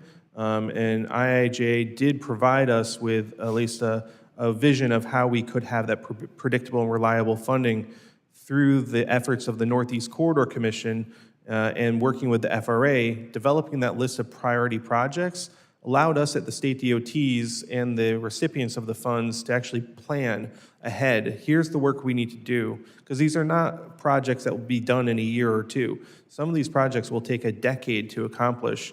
When you look at having to maintain the rail traffic on that railroad, there's no detours around the Northeast Corridor. So we have to continue passing trains while doing the infrastructure work. And so it's very complicated compared to the highway side. So we need that predictability and reliability to continue making the investments. So what are the effects of Secretary Duffy's reducing previously awarded grants? I can't speak specifically to the Gateway program because that's outside of Connecticut, but I can say from Connecticut's perspective, we rely on the federal grants that we receive to know that we're going to put people to work and keep them working and deliver the program. If there's any delays to that project and getting delivered, it's going to ultimately drive up costs. And now we always look to do value engineering, and I think there's always ways we can save costs on our projects, and we look at that every day. But we need to know that the funding is going to be there when we're doing the work. Thank you. Mr. Iccolito, as you know, federal grant programs like CRISI and the federal-state partnership depend not only on strong funding levels, but also on stable federal grant administration, a well-staffed Federal Railroad Administration, and timely project execution. In your experience, what are the potential impacts on state-led rail projects when previously awarded funds are delayed, rescinded, or subject to sudden policy shifts? And how can Congress help ensure continuity and cost efficiency for the remainder of the bipartisan infrastructure law and in future grant cycles? You just answered the first half of the question, but how can Congress help ensure continuity and cost efficiency for the remainder of the bipartisan infrastructure law and in future grant cycles? I think one thing that would be really helpful is we talk a lot about within the USDOT, but we also need to worry about the regulators. So the Army Corps of Engineers, the Coast Guard, we rely heavily on them to process our permit applications. And oftentimes they close up shop when they run out of funding, or they are reduced staff, and then projects get delayed sometimes up to a year as a result. So while we need to also work on ensuring that we have the partners at USDOT and FRA, we also need to make sure that we continue to look at our regulators to make sure they're able to actually process the permits that are necessary for us to do the work. Thank you, Mr. Iccolito. I yield back. Seeing no other people that want to talk, meeting's adjourned. Thank the witnesses for presenting themselves and giving us fantastic answers. We really appreciate it. Meeting's adjourned.